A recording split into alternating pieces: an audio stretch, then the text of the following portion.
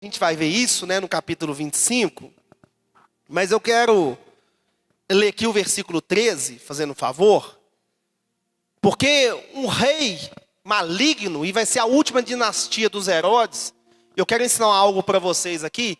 Deixa eu fazer uma pergunta aqui. Quantos reis Herodes você acha que existe na Bíblia? Fiz uma pergunta difícil, né? Todo mundo achou que era só um, né?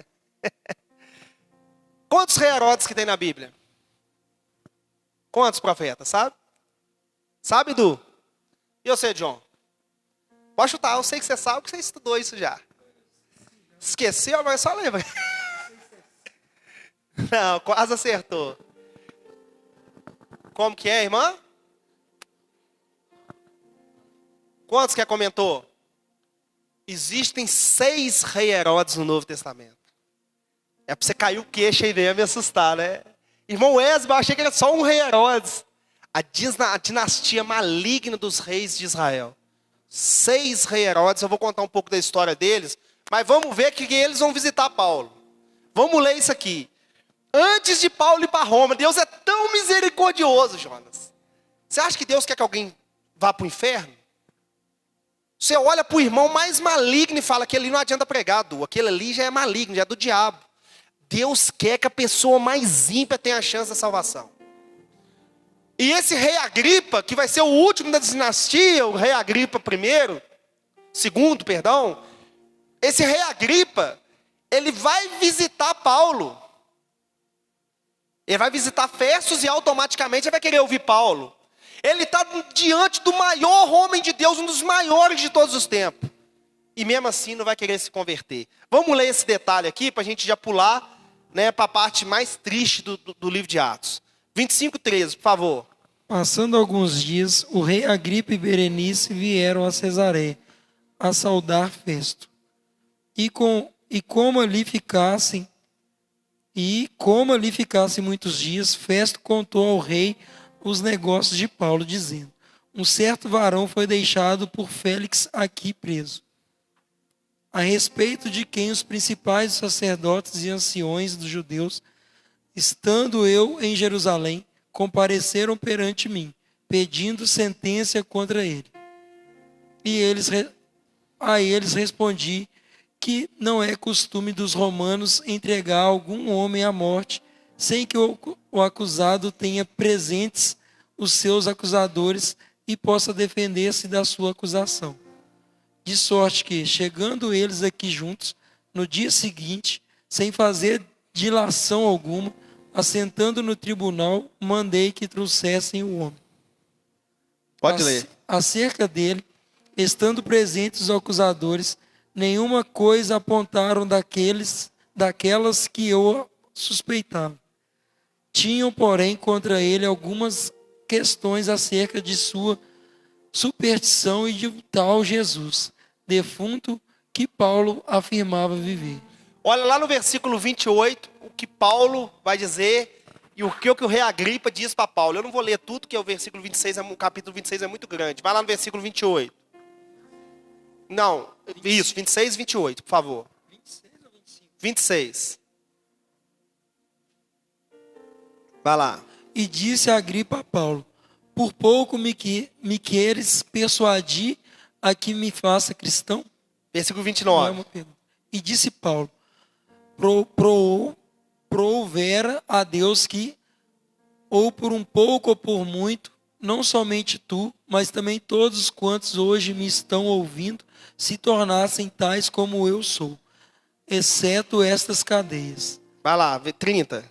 Dizendo ele isto, se levantou o rei e o governador e Berenice e os que com eles estavam assentados, e apartando-se dali, falavam uns com os outros, dizendo: este homem nada fez digno de morte ou de prisões.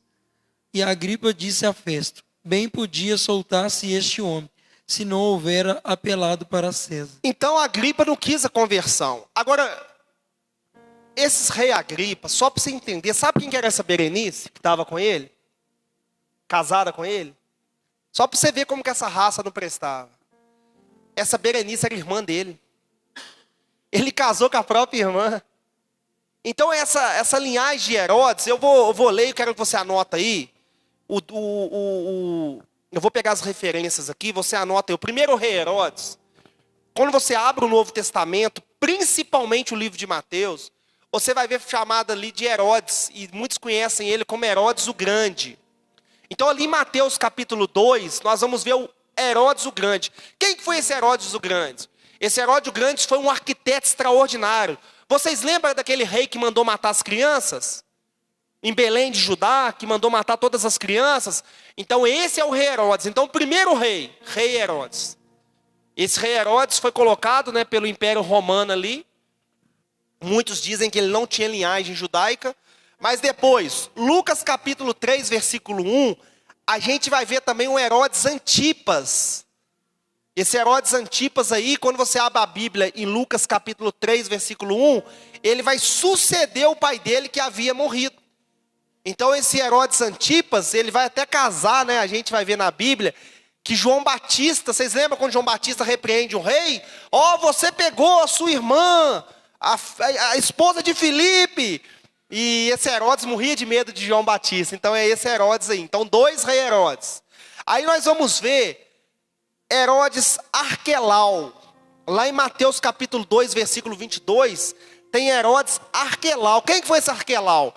Ele vai governar uma parte da Judéia. Pilatos vai entrar no lugar desse rei Arquelau, que esse rei Arquelau era muito mau também, e vai ficar pouco tempo e Roma vai destituir Arquelau. E Antipas, ele vai governar a região da Galileia ali.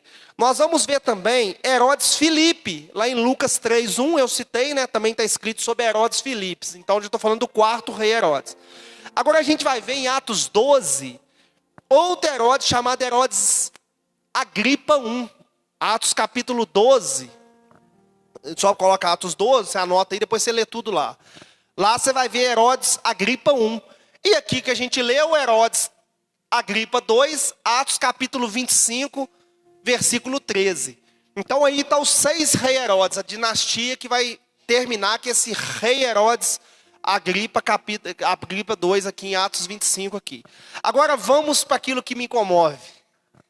Confesso que essa tarde eu fiquei muito mexido quando você estuda a história do apóstolo Paulo a fundo.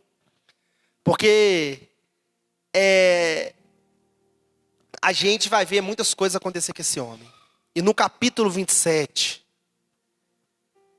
nós vamos ver o apóstolo Paulo indo para o matador, posso dizer assim. O apóstolo Paulo vai pegar um navio e vai em direção à Itália. A gente vai ver que vai acontecer muitas coisas. E eu não vou ler tudo. Depois você vai ler em casa, o tempo não é propício para isso. Mas Paulo, ele, no capítulo 27, ele vai pegar um navio e vai acontecer muitas coisas, João, na viagem. E Paulo vai dizer assim, não vão agora navegar não, porque vem o inverno aí, e o mar é perigoso, e eles não vão vir. E o que vai acontecer? O navio vai começar a pegar uma torrente forte, vai naufragar o navio, Deus vai aparecer para Paulo ali, louvado seja o nome do Senhor, vai falar assim, Paulo, pode ficar tranquilo, que dos 276 homens que estão no navio, ninguém vai se perder, porque você vai pregar em Roma.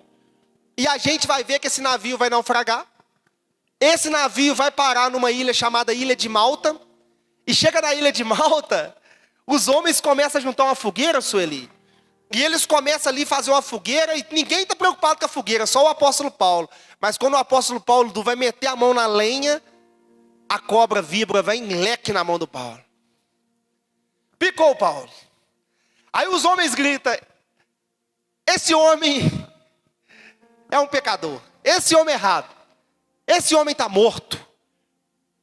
Os homens supersticiosos. Ele vai morrer, ele vai cair. Não tem chance para ele. Paulo pegou, balançou a cobra assim, jogou dentro do fogo. Paulo não morreu.